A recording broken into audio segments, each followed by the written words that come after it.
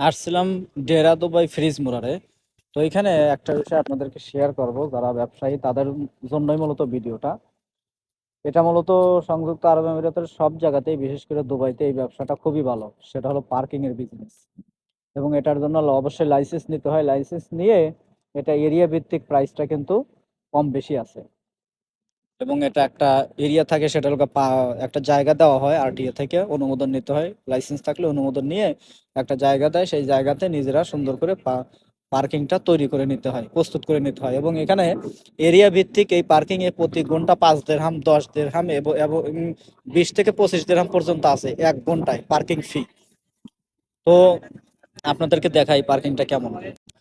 এই দেখেন, এই যে এরকম করে সুন্দর করে এই যে পার্কিং এর সবকিছু এই দেখেন, এই যে দেওয়া আছে এন্ট্রি 1 আওয়ার্স 10 দিরহাম এখানে। তো এই যে পার্কিংটা পুরোটা এরকম করে লক করা আছে, এই যে ব্যারিকেড দেওয়া। এবং বিশাল পার্কিং এখানে, এটা হলো ফ্রিজ মুরারে। দেখেন অসংখ্য গাড়ি আজকে কিন্তু ছুটির দিন, এরপরে এই এরিয়াতে যেহেতু পার্কিং পাওয়া যায় না, তো সেই কারণে এখানে কিন্তু সবাই পেমেন্ট করে, পেইড করে এখানে গাড়ি পার্কিং করে রাখে প্রতি ঘন্টা 10 দিরহাম।